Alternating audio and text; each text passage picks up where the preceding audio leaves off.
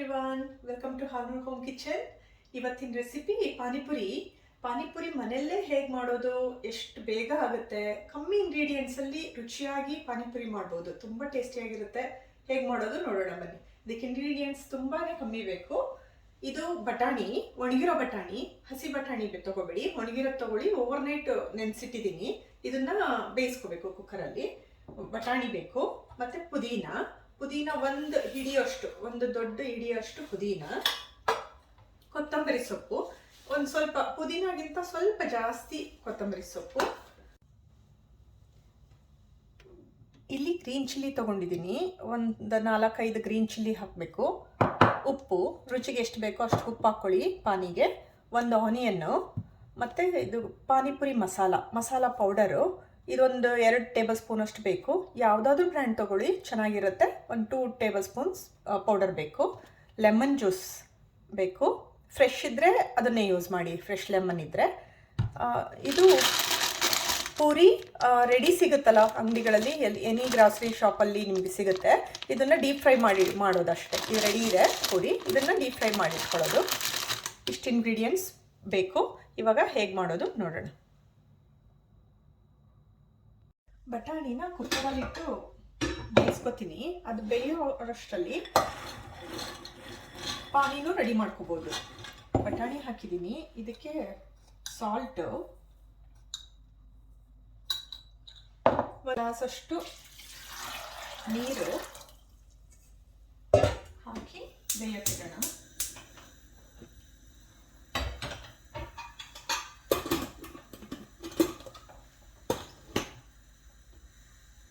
ಅದು ಮುಗಿಯೋಷ್ಟರಲ್ಲಿ ಪಾನಿ ರೆಡಿ ಮಾಡ್ಕೊಳ್ಳೋಣ.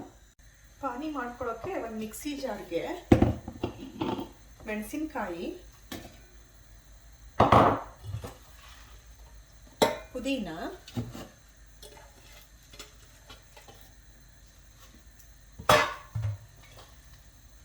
ಕೊತ್ತಂಬರಿ ಸೊಪ್ಪು ಹಾಕಿ ಸ್ವಲ್ಪ ನೀರು ಹಾಕಿ ರುಬ್ಕೋಬೇಕು.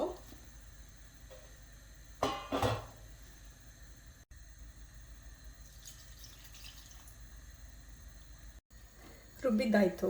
ಇದನ್ನು ಒಂದು ಬೌಲ್ಗೆ, ನೀವು ಪಾನಿ ಯಾವ ಬೌಲಿಗೆ ಮಾಡ್ಕೋಬೇಕೋ ಅದೇ ಬೌಲ್ಗೆ ಇದನ್ನು ಸೋಸ್ಕೋಬೇಕು.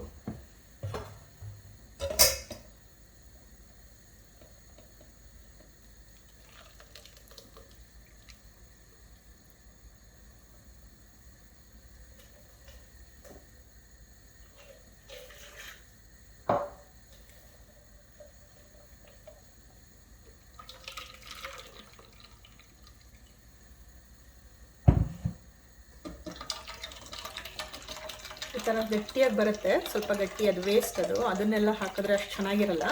ಸೊ ಸೋಸ್ಕೊಂಡ್ರೆ ಪಾನಿ ಚೆನ್ನಾಗಿರೋ, ಕ್ಲಿಯರ್ ಆಗಿರೋ ಪಾನಿ ಬರುತ್ತೆ, ಅದು ಟೇಸ್ಟ್ ಚೆನ್ನಾಗಿರುತ್ತೆ.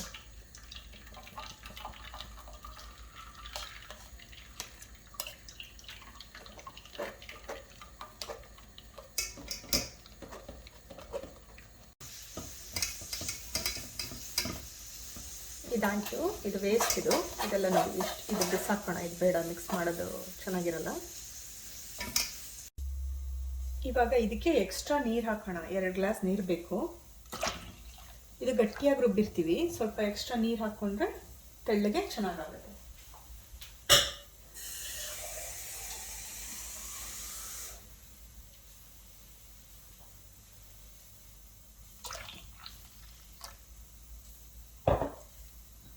ಸಾಲ್ಟ್ ಹಾಕೋಣ, ಸ್ವಲ್ಪನೇ ಹಾಕಿರಿ, 1 ಟೀ ಸ್ಪೂನ್ ಅಷ್ಟು ಹಾಕಿ, ಆಮೇಲೆ ಟೇಸ್ಟ್ ಮಾಡಿ ಎಕ್ಸ್ಟ್ರಾ ಬೇಕಿದ್ರೆ ಹಾಕ್ಕೋಬೋದು. ಮಸಾಲ ಪೌಡರ್ ಹಾಕ್ತಿದ್ದೀನಿ, ಪಾನಿಪುರಿ ಮಸಾಲ 2 ಟೇಬಲ್ ಸ್ಪೂನ್ ಅಷ್ಟು.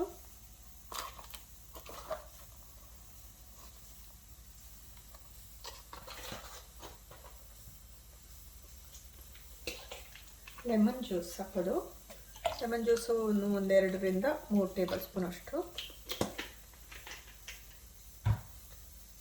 ಇನ್ನೊಂದು ಇಂಗ್ರೀಡಿಯೆಂಟ್ ನಾನು ಹೇಳೋದು ಮಿಸ್ ಮಾಡಿಬಿಟ್ಟಿದ್ದೀನಿ, ಅದು ಶುಗರು 2 ಸ್ಪೂನ್ ಅಷ್ಟು ಶುಗರ್ ಬೇಕು.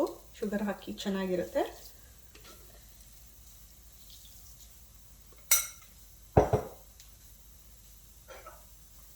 ಹಾಕಿ ಎಲ್ಲ ಮಿಕ್ಸ್ ಮಾಡಿ ಟೇಸ್ಟ್ ನೋಡಿ. ಇನ್ನು ಹುಳಿ ಬೇಕಾ, ಉಪ್ಪು ಬೇಕಿದ್ರೆ ಎಕ್ಸ್ಟ್ರಾ ಇವಾಗ ಹಾಕ್ಕೋಬೋದು. ಇಲ್ಲ ಇನ್ನೊಂದು ಸ್ವಲ್ಪ ತೆಳ್ಳಗೆ ಬೇಕು ಅಂದರೆ ನಾನು ಕನ್ಸಿಸ್ಟೆನ್ಸಿ ಹೀಗೆ ಮಾಡ್ತೀನಿ. ಎಷ್ಟು ಗ್ರೀನಾಗಿ ಫ್ರೆಶ್ ಆಗಿರೋ ಸೊಪ್ಪು ಹಾಕಿರೋದ್ರಿಂದ ಎಷ್ಟು ಗ್ರೀನಾಗಿದೆ ಅಂದರೆ ಟೇಸ್ಟ್ ತುಂಬ ಚೆನ್ನಾಗಿರುತ್ತೆ. ಪಾನಿ ರೆಡಿ ಆಯಿತು. ಇವಾಗ ಪೂರಿ ರೆಡಿ ಮಾಡ್ಕೊಳ್ಳೋಣ. ಪೂರಿನ ಡೀಪ್ ಫ್ರೈ ಮಾಡಬೇಕು.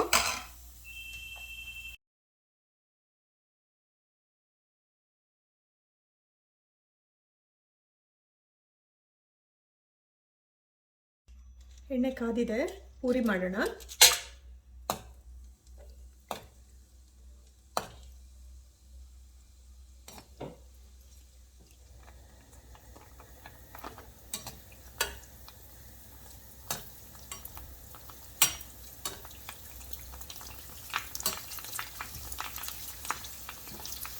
ಸ್ವಲ್ಪ ಬ್ರೌನ್ ಆಗೋವರೆಗೂ ಕರಿಬೇಕು.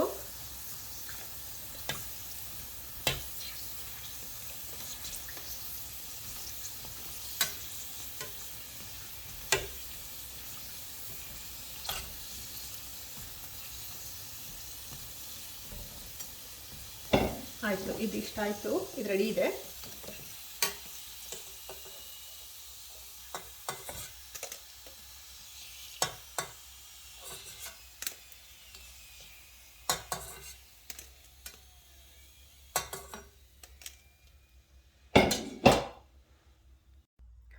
ಕುಕ್ಕರ್ನ 3 ವಿಷಲ್ ಹಾಕ್ಸಿದ್ದೆ, ವಿಷಲ್ ಬಿಟ್ಟಿದೆ. ಇವಾಗ ಕಾಳು ಬೆಂದಿದೆಯಾ ನೋಡೋಣ.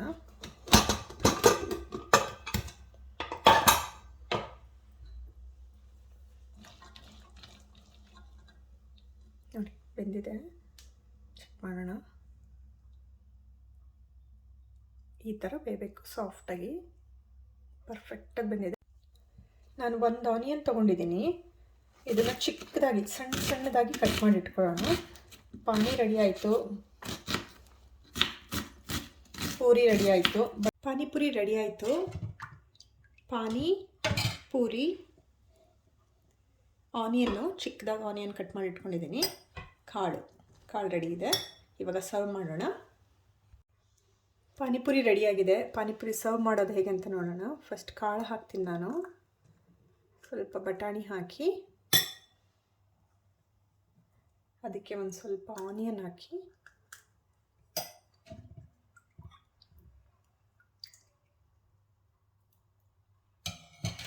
ಪಾನಿಪುರಿ ರೆಡಿ.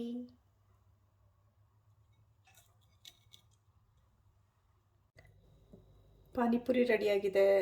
ತುಂಬ ಬೇಗ ಆಗುತ್ತೆ. ಮನೇಲಿ ಮಾಡೋ ಟೇಸ್ಟ್ ತುಂಬಾ ಚೆನ್ನಾಗಿರುತ್ತೆ ಪಾನಿಪುರಿ. ನೀವು ಮಾಡಿ ನೋಡಿ, ತುಂಬ ಚೆನ್ನಾಗಿರುತ್ತೆ. ನಿಮ್ಗೆ ಇಷ್ಟ ಆದರೆ ಕಾಮೆಂಟ್ ಮಾಡಿ, ನನ್ನ ಚಾನಲ್ ಸಬ್ಸ್ಕ್ರೈಬ್ ಮಾಡಿ, ಲೈಕ್ ಮಾಡಿ, ನಿಮ್ಮ ಫ್ರೆಂಡ್ಸ್ ಫ್ಯಾಮಿಲಿ ಜೊತೆ ಶೇರ್ ಮಾಡಿ. Thank you so much guys. Bye.